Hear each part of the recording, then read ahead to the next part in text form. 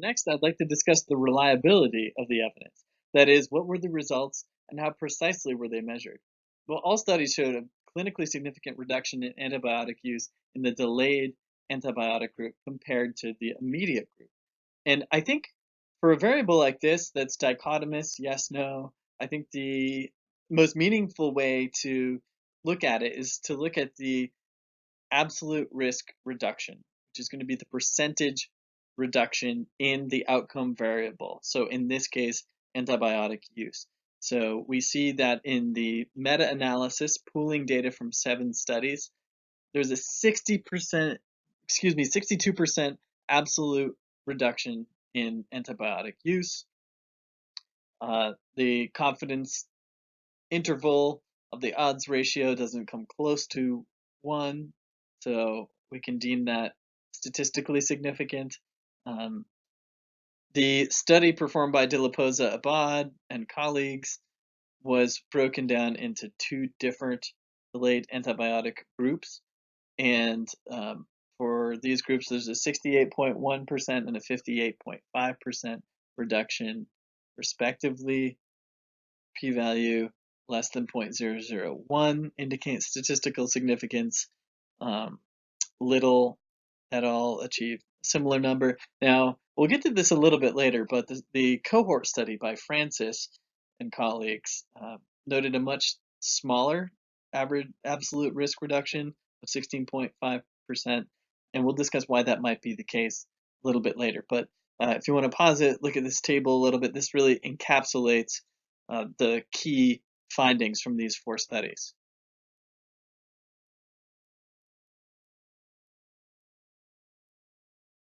So 3 of the 4 studies suggest that on average, every 2 delayed antibiotic prescriptions that you give out for RTI prevent 1 unnecessary antibiotic exposure. So we usually refer to this number as the number needed to treat. In 2 studies, that would be an appropriate characterization.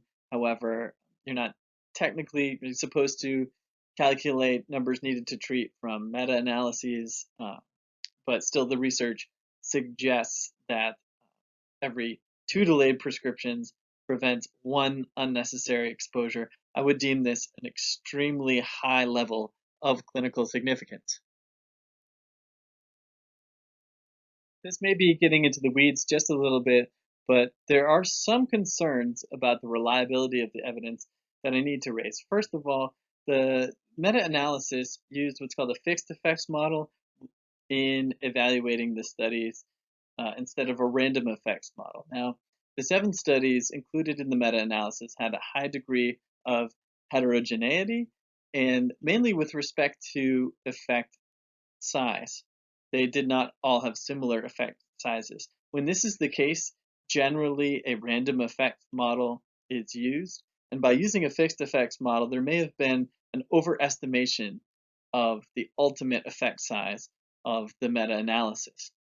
Secondly, the standalone studies, they either lacked a power analysis or were powered to detect differences in other primary outcome variables, like pain or duration of symptoms. So that makes them susceptible to type 2 error.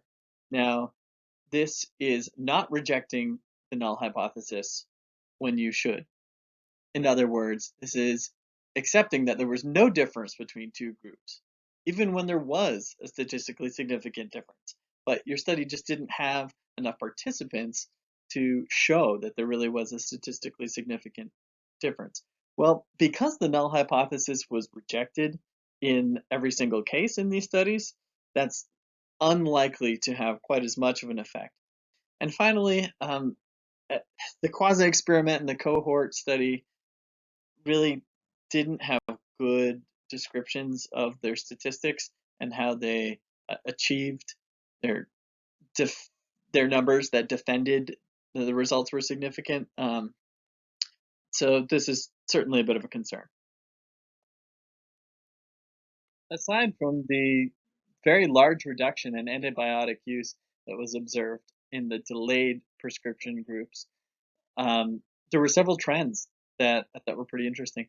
One, The more structured antibiotic delay interventions were associated with a greater reduction in antibiotic use. So the more controlled experimental studies had an average risk reduction that was around 60%. This is compared to only 16.5% for the cohort study that was just observational and didn't set forth a focused, scripted intervention.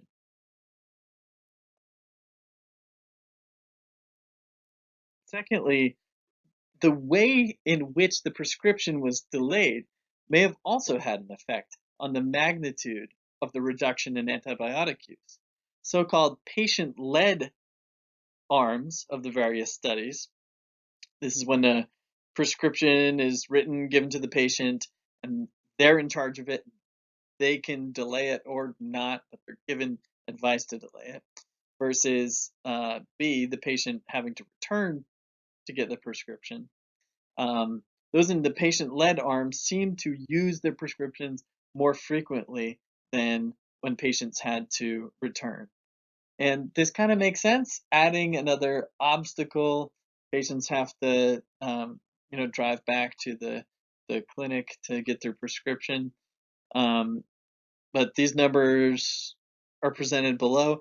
Not a huge difference between the two groups, but consistently, the folks that had to come back ended up using antibiotics at a lower rate.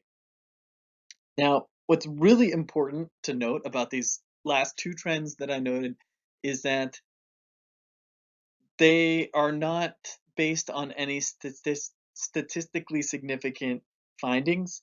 These are just my observations of an association. So, unlike the main finding that the antibiotic use was much lower in the delayed prescription groups, these are just apparent trends that probably are worth uh, investigating in a much more experimentally rigorous way later. Now I'm going to dive into the external validity, which is, do these results hold up in other settings? Well, respiratory complaints constitute the most frequent reason for presenting to a primary care office in the United States. So, in that regard, these studies are quite applicable.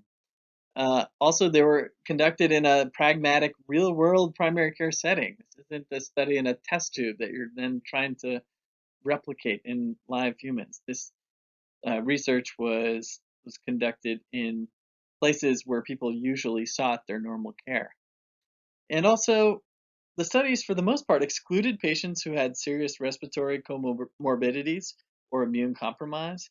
And I thought that really strengthened the external validity because, in a real world setting, in an American primary care office, we may do the same thing. And so, not including patients who were already sick in the analysis probably provided a sample that was more representative than what we would encounter in our daily practice over here.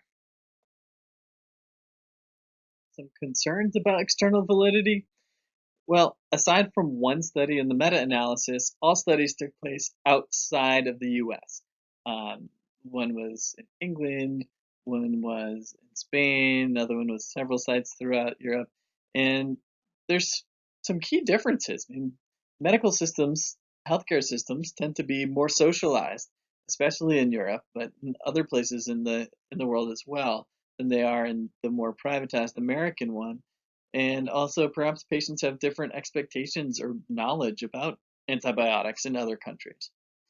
Also, 6 out of the 7 studies in the meta analysis and the quasi experiment included children in their analysis, and it was kind of difficult to disentangle how many children were in each study and how that what size of an effect the children had on the ultimate outcome.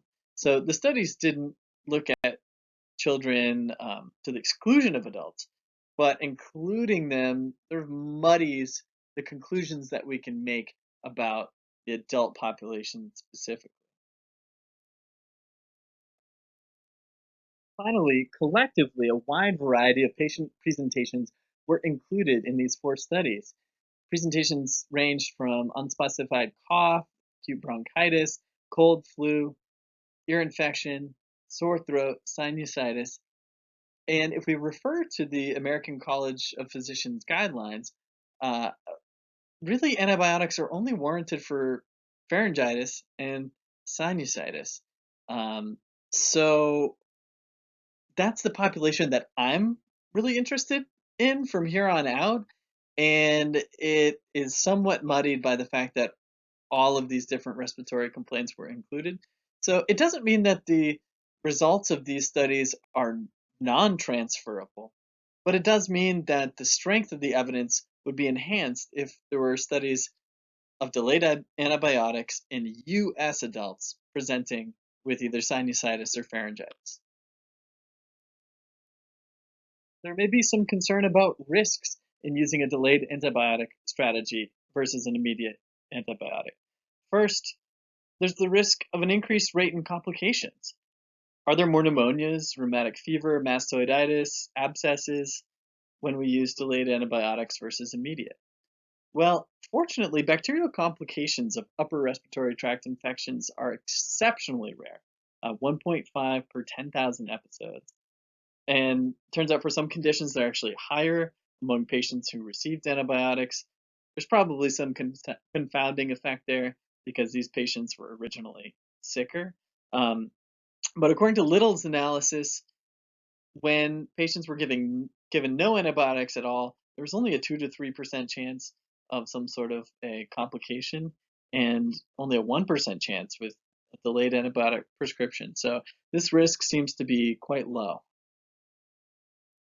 Another risk is that patients might have poorer symptom control. Maybe their fever is worse, pain is worse, cough is worse, runny nose is worse.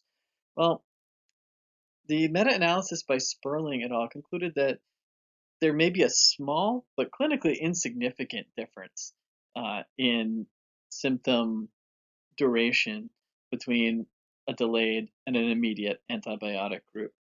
And finally, providers, rightfully so, might worry that their patients would be less satisfied with this course of action. But again, Sperling's meta analysis showed that although patient satisfaction was slightly higher in the immediate antibiotic group than the delayed group, this difference, first of all, was not great in absolute magnitude, but was not even statistically significant. So this slide is kind of my summary, my position statement on the state of the evidence. So if you're looking for a soundbite, this is everything kind of encapsulated. Studies comparing delayed antibiotic prescriptions versus immediate antibiotics for uncomplicated respiratory tract infections are methodologically imperfect and should be replicated to ensure that the results are applicable to adult populations in the US. Given the large effect sizes and the relatively few associated risks, however, providers should consider this strategy as a way to participate in meaningful antibiotic stewardship and spare their patients the unnecessary exposure to the risks of antibiotics.